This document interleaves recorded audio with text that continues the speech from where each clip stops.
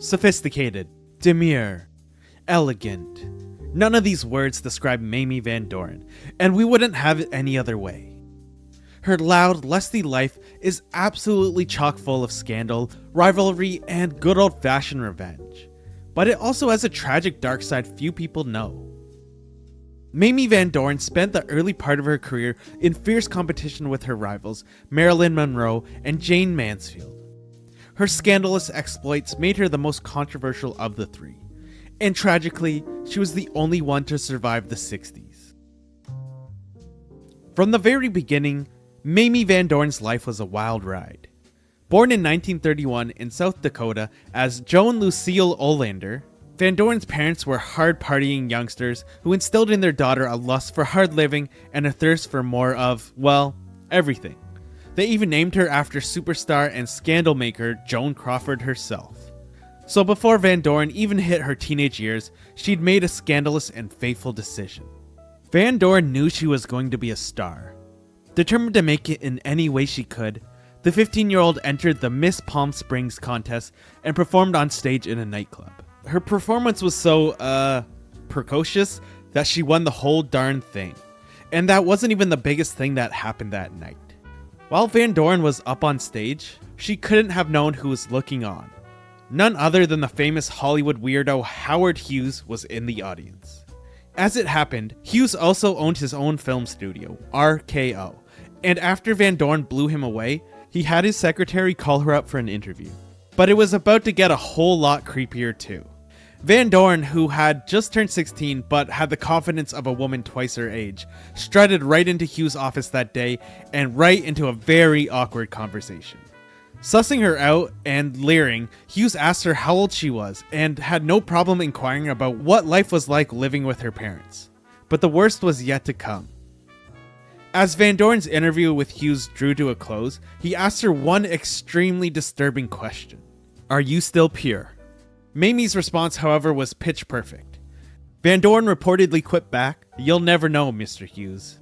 It was the exact right moves. Impressed by her quick wit, Hughes signed her onto his roster and began putting her in his films. Only, as her professional life took off, her personal life started to get extra messy. One of Van Doren's first problems came in the form of Howard Hughes himself. Although Hughes was old enough to be her father, and Van Doren was far from legal, the producer managed to seduce, and very likely manipulate, Van Doren into his bed. He must have rubbed off on her, because within months, Van Doren went through a transformation. It just wasn't always a good one. The first step in Van Doren's path to stardom was to make plain Joan Olander sound a little more like a bombshell. The backstory to this is truly surprising. Although Mamie Van Doren is now synonymous with seduction, her handlers actually gave her the name Mamie after First Lady Mamie Eisenhower, while the name Van Doren was an homage to the great intellectual Van Doren clan. Not the first two things I think of when I imagine bedroom appeal, but it obviously worked, and that wasn't all her handlers did. At the time Van Doren was coming up, Marilyn Monroe's busty blonde good looks had set the film world on fire. Studios, scrambling for a rival for Monroe, knew they had a contender in Van Doren and her goddess-like curves. Set up with a new name and a new look, Van Doren started capturing the attention of straight, hot-blooded men the world over, including the wrong men. While striving to be a star and putting in her time with RKO, the teenage Van Doren fell in love with the heavyweight boxing champion Jack Dempsey. Dempsey was full of machismo and swept the 18-year-old right off her feet, so much so that the two got engaged. Still, there was one glaring issue with Dempsey that Van Doren couldn't ignore. Before long, Van Doren's new romance also came to a crushing end. Although the starlet was infatuated enough with Dempsey to let him put a ring on it, she couldn't get over the fact that the boxer was in his mid-50s when they got together. Before long, the cracks started to show in their unequal relationship, and they split after only a short while together. Only it's how they split that was truly painful. Mamie Van Doren had one angelic looking face, but the way she dumped poor Jack Dempsey was as heartless as it gets. Later calling him a lousy lover, she chucked the middle-aged boxer like last season's mink coat the minute she won a coveted contract with Universal Studios. After all, now that she was out of RKO and onto the big leagues, she had access to a higher tier of more famous lovers. And believe me, she took advantage. Studio executives were just as happy as Van Doren about her failed relationship, since they were keen on having her attend the upcoming Golden Globes with younger, more suitable arm candy. The moment she was a free agent, they set her up with the biggest heartthrob of the 1950s, Rock Hudson, as her escort for the night. Only Van Doren soon discovered the scandalous truth about her date. When the studio pushed Hudson on Van Doren, she was initially wary of going on a big, public date with a man she barely knew. She told one of her fellow studio starlets as much, and the girl laughed in her face. "You'll have nothing to worry about," the girl responded. "He's gay." And so began what became one of the most infamous nights in Hollywood lore. According to Van Doren, after spinning her around the dance floor at the Golden Globes, Hudson took her home like a true gentleman. And then it got downright saucy. Although Van Doren is certain Hudson was gay and not bi, she claims Hudson made a move on her. He invited himself in for coffee, wrapped his arms around her once inside, and then tried, and eventually failed, to get around the crinoline of her full-skirted gown. It was a jaw-dropping encounter, but Mamie's bedroom infamy was just getting started. In 1955, Van Doren met the dashing bandleader Ray Anthony, who often rubbed shoulders with the likes of Frank Sinatra in his nightclub carousing. It was just the kind of scene Van Doren reveled in, and she hopped right into Anthony's bed and lifestyle. For a few short months, it was heaven on earth, and then Van Doren plummeted from paradise.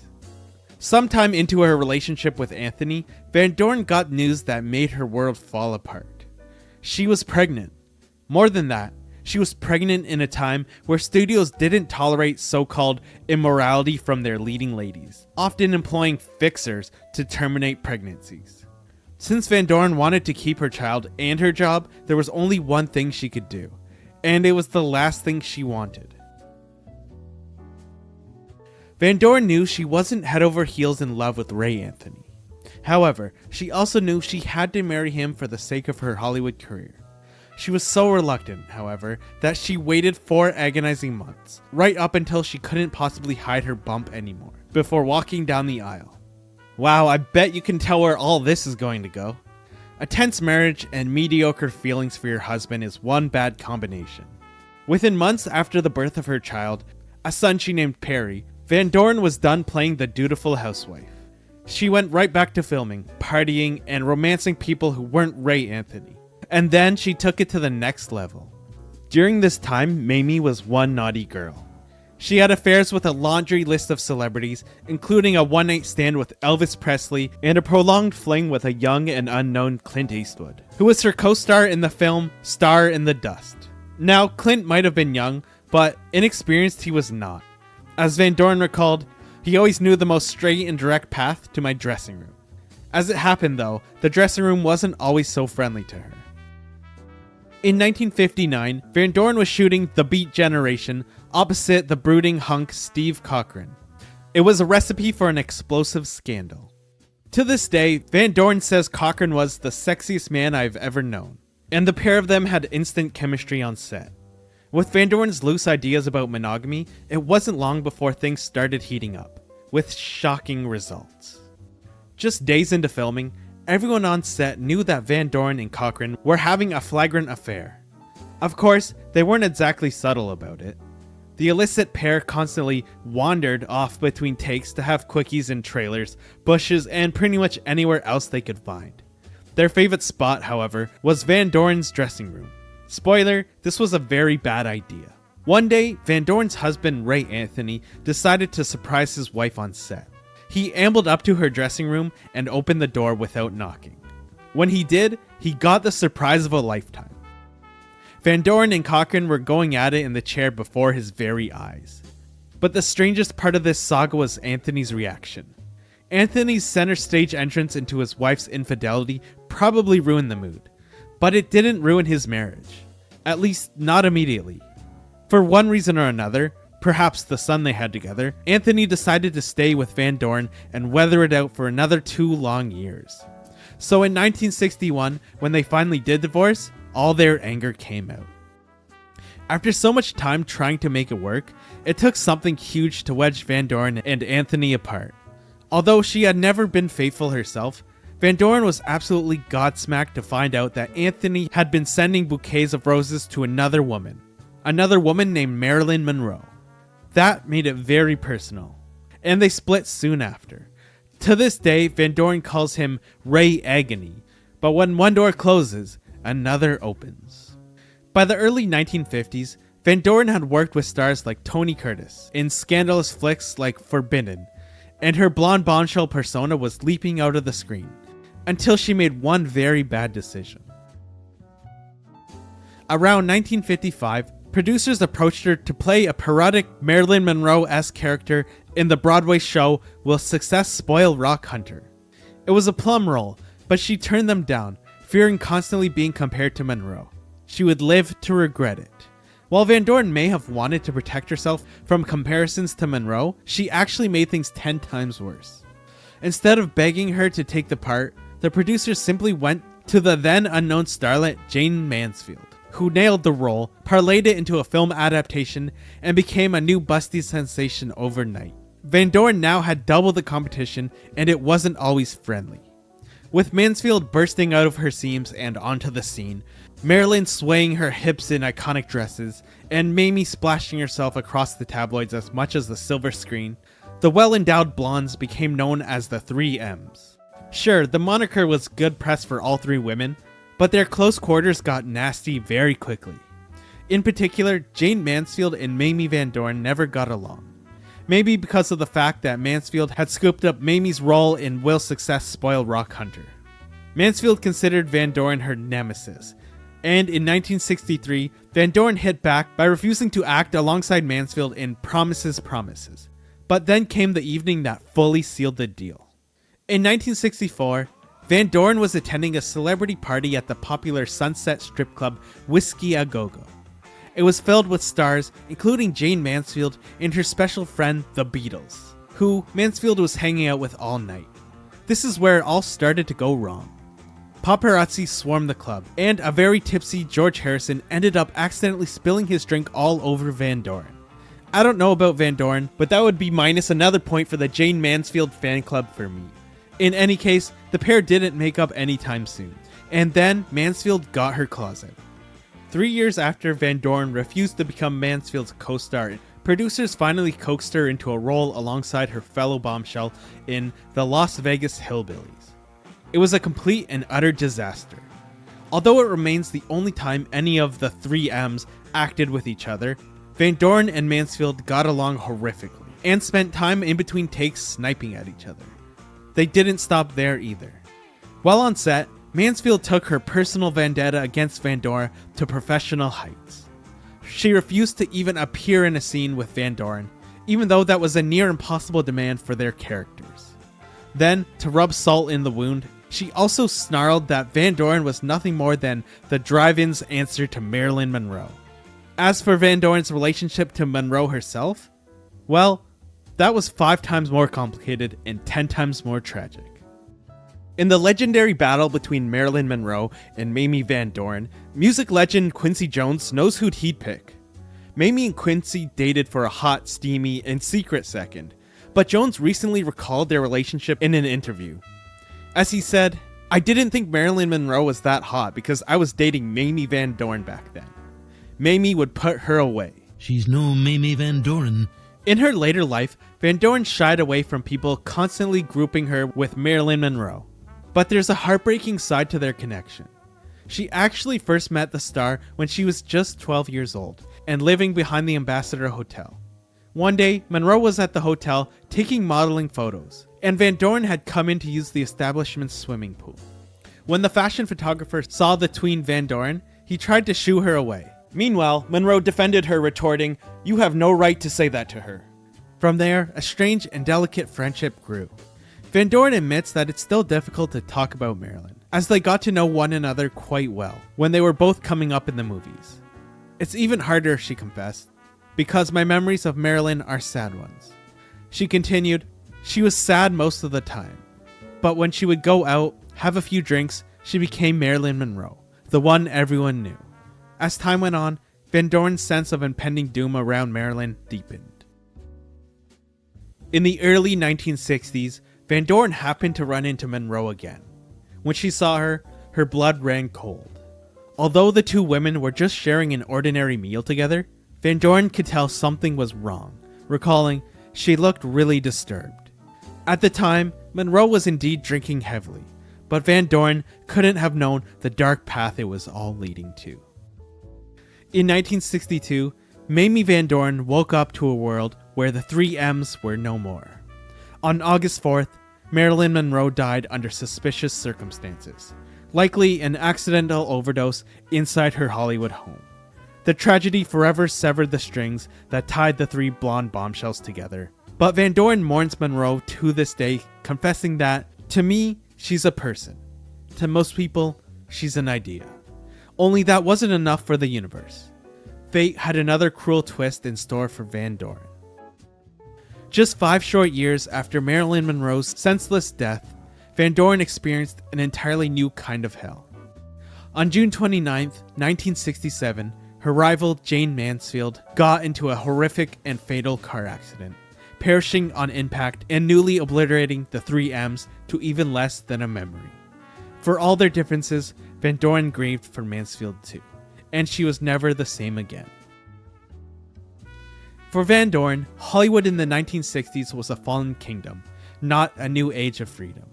The women she had worked and feuded with were now cold in the ground, and there was nothing left for her. She spent most of the decade in and out of failed relationships, and although she married baseball player Lee Myers in 1966, they divorced just 2 years later.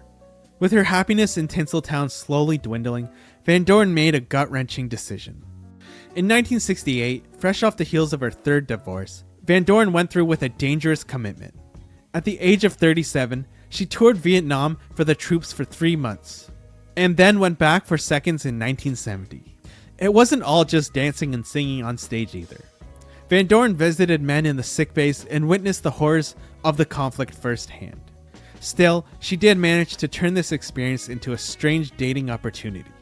When Van Doren landed back in the States, she learned that her diplomatic mission had caught the attention of none other than future Secretary of State Henry Kissinger.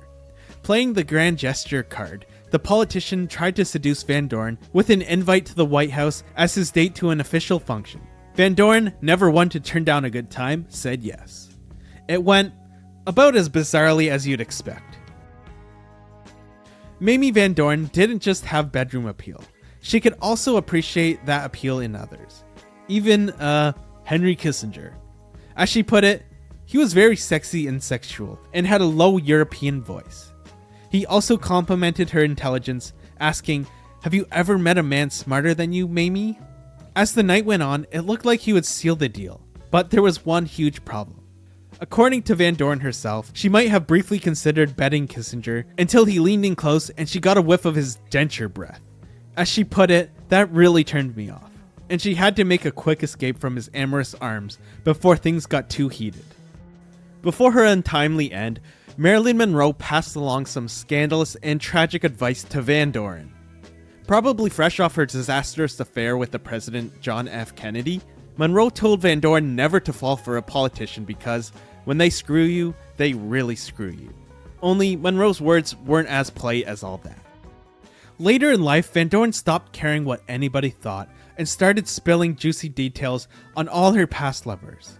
The best one, in my humble opinion, she made out with Hollywood strongman Burt Reynolds, who once called himself the male Mamie Van Doren, but then promptly kept it as a one-time thing when she found out Reynolds was a terrible kisser. The moon landing was a historic time for mankind, but trust our beloved Mamie to make it about herself. On the 40th anniversary of the landing, Van Doren reminded everyone that she and intrepid astronaut Buzz Aldrin had definitely bumped uglies. As she put it, "Buzz and I spent some memorable and erotic times together. After all, a man who could make it to the moon could make it with me." These days, Mamie Van Doren is a cult figure, having starred in a series of B-movies and sci-fi films with titles like Voyage to the Planet of Prehistoric Women, which is a good time if I've ever heard one. Mystery Science Theater 3000, itself a classic cult show, even featured her flick Untamed Youth in a 1990 episode. Today, Mamie Van Doren is 93 years young and living the life she always dreamed of. In 1979, she finally found and married the one, in dentist and actor Thomas Dixon, and the pair are together to this day. She's also a frequent user of Facebook and is still giving interviews to news outlets, reminiscing about her